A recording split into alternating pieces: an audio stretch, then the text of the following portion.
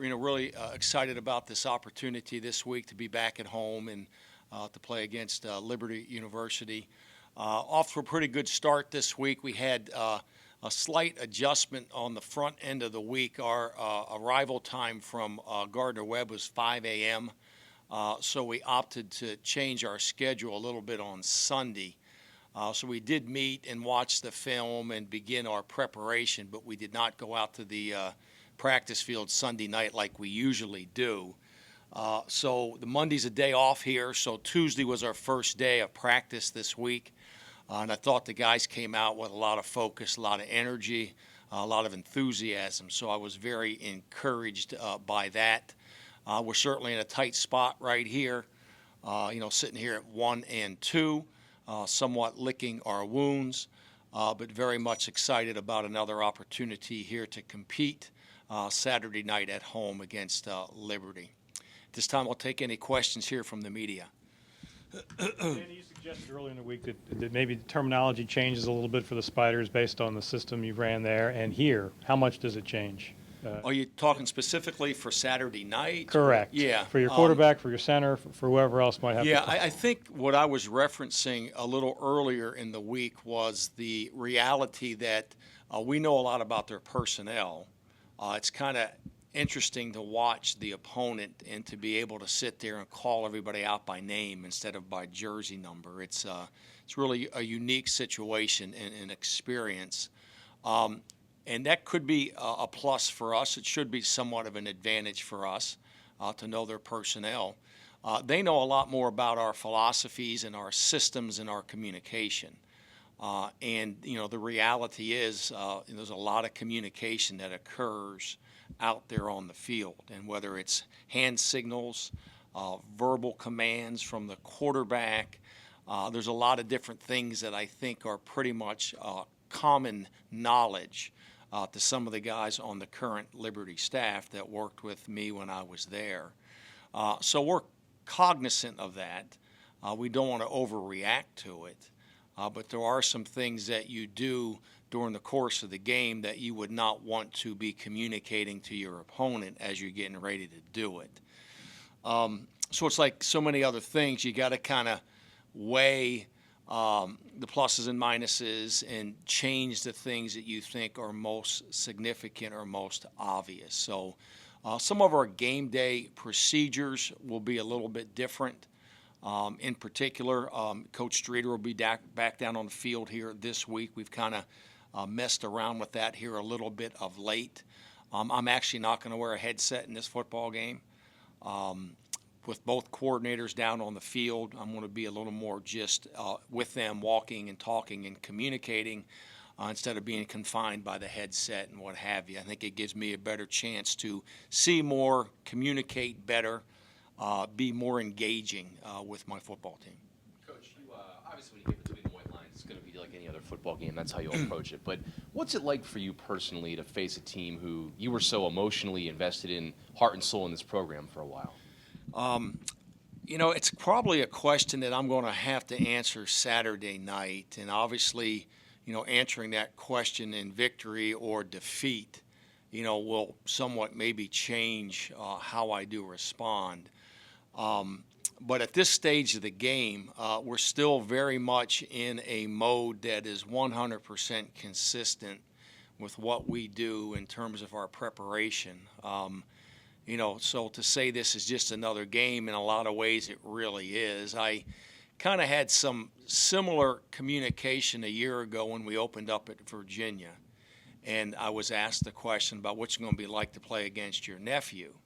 And, I know it sounded like I was copping out and I wasn't like really answering the question, but you don't really deal with it until you get there. And then in the moment, it was a special moment and it was somewhat an emotional moment at times, So those things I'm sure will all factor in. I spent 6 years at Liberty, really outstanding time of my life, and the opportunities afforded to me there by Dr. Jerry Falwell and his family and Jeff Barber, the athletic director, were very significant and really helped me get my career off and running, and the relationships that I've made there with the student athletes, the administration, and with the coaches, I really think are special. Thank you. Why is it taking so long for these two teams to face each other? I don't know. Now, the odd thing is the signature on the contract from Liberty is mine. So it's really ironic. I vaguely remember some discussion as to why this game hadn't been played, and I don't want to go there. I'm not educated enough in that response. But I do remember signing the contract to play the University of Richmond, and I think we signed it 2 or 3 years in advance, so it was kind of in the books for a while. I remember Paul Ratigliano bringing it in and putting it on my desk, and we had talked about it, and I wanted to do it. The thought process there for me was we wanted to play, VMI was in conference and in state, and we wanted to play either William & Mary, James Madison, or Richmond in moving forward. That was kind of my mindset, to have 2 legitimate in-state FCS games every year. If this game wasn't on the schedule already, would you have tried to schedule it considering the closeness of when you left? No. Hey, Danny, how close was Clifton Richardson to coming to Richmond? He was on campus. I don't know. I think that if I couldn't give him a definitive yes in terms of our ability to get his transfer credits in. So I almost took the approach that it's probably in your best interest to take something that you know is there and legitimately an option for you.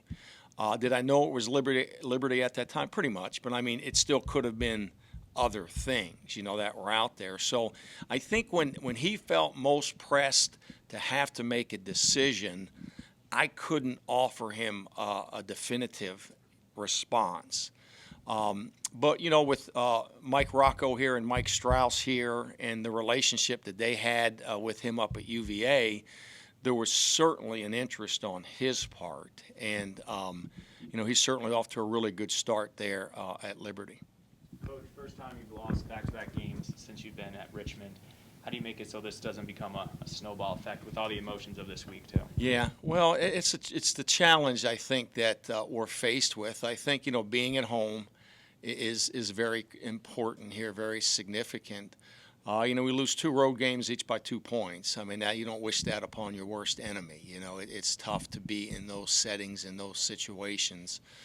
I've chosen to really focus more on staying the course. I think that we always criticize and critique ourselves. I know I do. And, my hardest critic is myself. And there's some things that we had discussion about revisiting, changing. But I believe in what we do. I believe in how we do it. I believe in these kids. I believe in this staff. So the adjustments that were made, we had made a few, but for the most part, we're staying the course, and we're going to work to be encouraging here this week with our student athletes, have them in a good, positive frame of mind. And, we've got 9 games remaining on our schedule.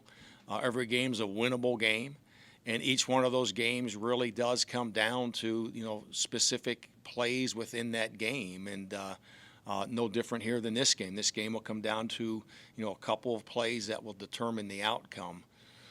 So I think for the most part, we want to stay the course and roll up our sleeves and generate some enthusiasm, some emotion, excitement, and try to focus and execute better than what we did last week down at Gardner-Webb. You said that loss was on you after the game.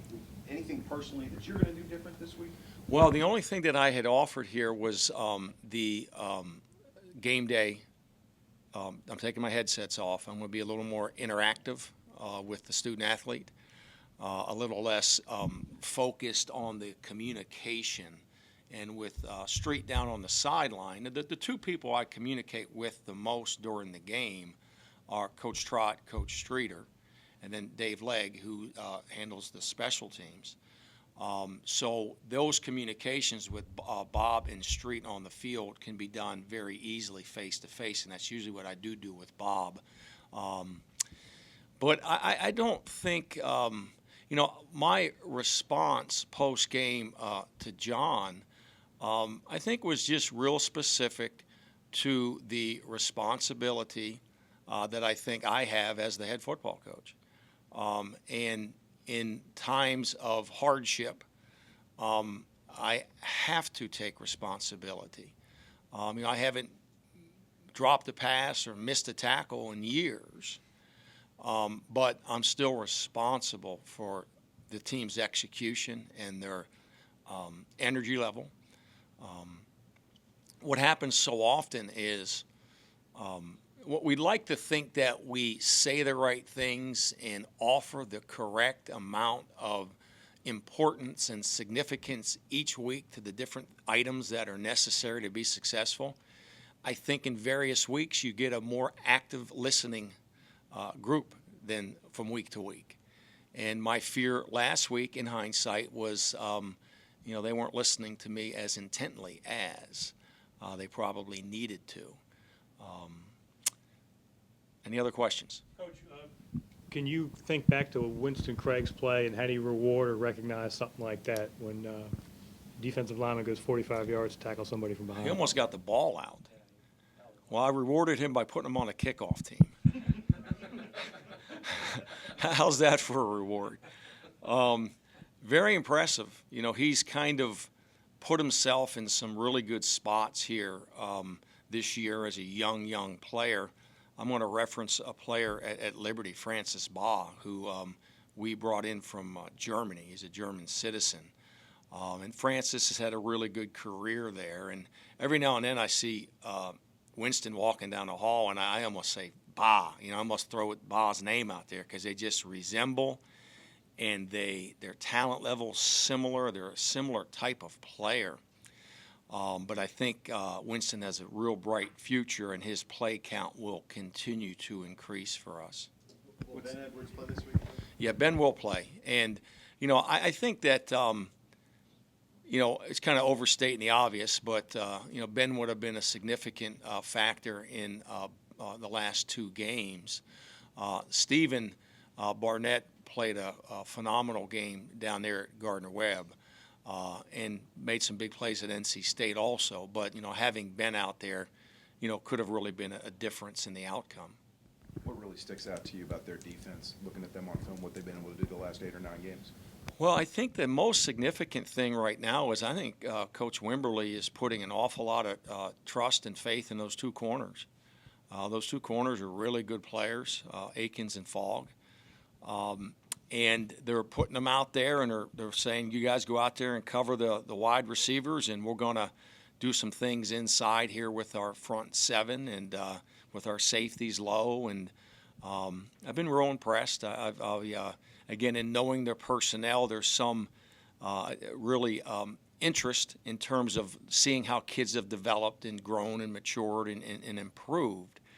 But I think it all really does stem from those corners. And then I think Freeman and Ba are, exceptional defensive linemen. I like their linebacking core. I do think, though, that Nick Sigmund's kind of the heart and soul of that defense right there. And, he is everything that, we thought that he was when he went there. And he's a good leader. He's a physical player. I've been very impressed with their defense. Anything else for Coach? Can you redshirt Roller? Right now, the answer is no.